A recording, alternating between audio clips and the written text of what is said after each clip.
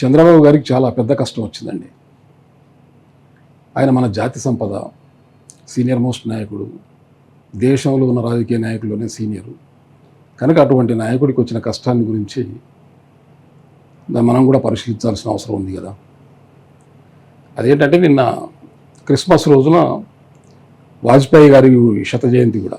ఈ సందర్భంగా అమరావతి ప్రాంతంలో వాజ్పేయి గారి కాంస్య విగ్రహ ఆవిష్కరణ కార్యక్రమం కూడా జరిగింది. ఆ కార్యక్రమంలో చంద్రబాబు గారు మాట్లాడుకుంటూ, ఇటువంటి మహానుభావులతో కలిసి పనిచేసింది నేను, వాజ్పేయి గారు లాంటి మహానుభావులతో, ఇప్పుడేమో చిల్లర వ్యక్తులతో రాజకీయాలు చేయాల్సి వస్తుంది అని ఆయన ఆక్రోశాన్ని అక్కడ వెళ్ళగక్కడం జరిగింది. సరే, ఇప్పుడు చిల్లర వ్యక్తులతో రాజకీయాలు చేయాల్సి వస్తుంది అని ఎవరిని ఉద్దేశించని ఉంటారు? సహజంగా ఇప్పుడు ఆయన ప్రత్యర్థి జగన్మోహన్ రెడ్డి గారే కదా, ఆయనను ఉద్దేశించి అని ఉంటారు.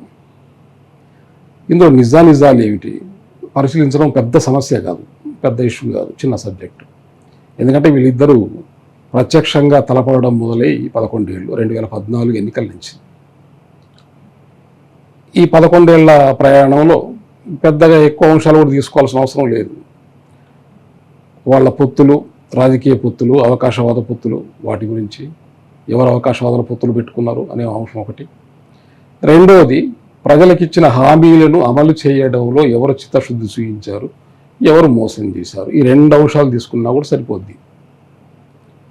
2014లో చంద్రబాబు నాయుడు గారు బీజేపీ తోటి, ఇటు పవన్ కళ్యాణ్ తోటి, ముగ్గురితోటి, ఆ 2 పార్టీలతో కలిసి పొత్తు పెట్టుకున్నారు. అంతకు ముందు బీజేపీని మసీదులు కూలగొట్టే పార్టీ, బీజేపీతో పొత్తు పెట్టుకోవడం, గతంలో పొత్తు పెట్టుకోవడం అనేది నేను చేసిన చారిత్రక తప్పిదం అని విమర్శించినటువంటి వ్యక్తి చంద్రబాబు గారు. అటువంటి వ్యక్తి మళ్ళీ బీజేపీతో కలిశారు. సరే, 1%, 2% తేడాతో ఆ ఎన్నికల్లో చంద్రబాబు గారు గెలిచారు. మళ్ళీ 2019 ఎన్నికలు వచ్చేసరికి నరేంద్ర మోడీ అనే వ్యక్తి మతోన్మాదని, ఆయనతో పొత్తు పెట్టుకోవడం పొరపాటైందని, ఆ పార్టీని ఓడిస్తానని దేశమంతా తిరిగి అన్ని రాజకీయ పార్టీలను ఏకతాటిపైకి తీసుకొచ్చి నరేంద్ర మోడీని ఓడిస్తానని శపథాలు కూడా చేసింది. చివరికి నరేంద్ర మోడీ గారి వైవాహిక జీవితం మీద కూడా కామెంట్లు చేయడానికి వెనకాడలేదు ఆయన. ఎన్నికలు అయిపోయినాయి, ఓడిపోయింది. మళ్ళీ 2024 ఎన్నికలు వచ్చేసరికి ఒంటరిగా నేను గెలవలేనని నిశ్చయం అయిన తర్వాత మళ్ళీ వాజ్పేయి గారి దగ్గరికి వెళ్ళి పొత్తుల కోసం వెంపర్లాడి, మోడీ గారిని మించిన మహానాయకుడు ప్రపంచంలో లేడని చెప్పి పొగిడి, నానా తంటాలు పడి, పవన్ కళ్యాణ్ గారి ద్వారా రాయబారాలు పంపి, బీజేపీలో తన మిత్రుల ద్వారా, పాత మిత్రులతోటి రాయబారాలు చేసుకొని మళ్ళీ పొత్తు దోచుకున్నాడు.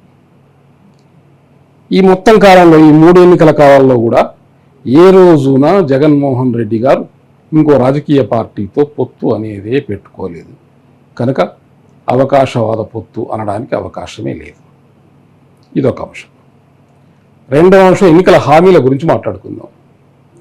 2014లో ఎన్నికల్లో గెలవడానికి చంద్రబాబు రైతులకున్న రుణాలన్నింటినీ మాఫీ చేస్తా, బంగారం తాకట్టు పెట్టుకొని తెచ్చుకున్న రుణాలను కూడా మాఫీ చేస్తా, డ్వాక్రా మహిళల రుణాలన్నీ కూడా మాఫీ చేస్తా, ఇవే కాదు ఇంకా చాలా 500 హామీలు ఇచ్చారని మేనిఫెస్టో, పెద్ద మేనిఫెస్టో, పుస్తకం లాంటి మేనిఫెస్టో వేసారు. వచ్చిన తర్వాత ఏం చేసిండ్రు? ఆయన చేసిన రుణమాఫీ వడ్డీలకు కూడా సరిపోలే, డ్వాక్రా మహిళలకు అసలు ఏమీ ఇవ్వలే, పూర్తిగా మోసం చేశారు. తర్వాత 2019లో జగన్మోహన్ రెడ్డి గారు అధికారంలోకి వచ్చింది కాబట్టి ఆయన మేనిఫెస్టో గురించి మాట్లాడుకుందాం. ఆయన మేనిఫెస్టోలో చేసి అమలు చేయడమే కాకుండా మేనిఫెస్టోలో చెప్పనివి కూడా చేశారు. అంతేకాకుండా మేనిఫెస్టోను మంత్రుల కార్యాలయాలతో పాటు గవర్నమెంట్ ఆఫీసుల్లో కూడా ఫ్రేమ్ కట్టించి పెట్టాలని చెప్పి ఆదేశాలు ఇచ్చారు. అంటే దాని నుంచి మేము తగ్గట్లేదు, మేనిఫెస్టో అనేది మాకు భగవద్గీత, దాన్ని అమలు చేయడమే మా ధ్యేయం అన్నట్టుగా ధైర్యంగా ఆయన మేనిఫెస్టో నిలబెట్టుకున్నాడు. చంద్రబాబు నాయుడు ఆ మేనిఫెస్టోను ఆ కాలంలో, ఆయన పరిపాలనా కాలంలో కనపడకుండా వెబ్సైట్ నుంచి కూడా తీసేశారు, టీడీపీ వెబ్సైట్ నుంచి కూడా.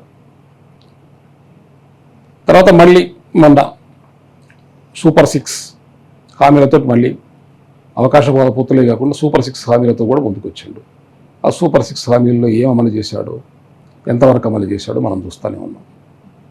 ఈ 2 పాయింట్లే చూసుకున్నాం. ఈ 2 పాయింట్లలో రాజకీయ పార్టీలతో అవకాశవాద పొత్తులు ఎవరు పెట్టుకున్నారు, ఎవరు పెట్టుకోలేదు, ప్రజలకు ఇచ్చిన హామీల అమలులో ఎవరు చిత్తశుద్ధిగా ఉన్నారు, ఎవరు లేరు అనేది మనకు అర్థమైతే చిల్లర రాజకీయాలు ఎవరియో ఈజీగా అర్థం చేసుకోవచ్చు.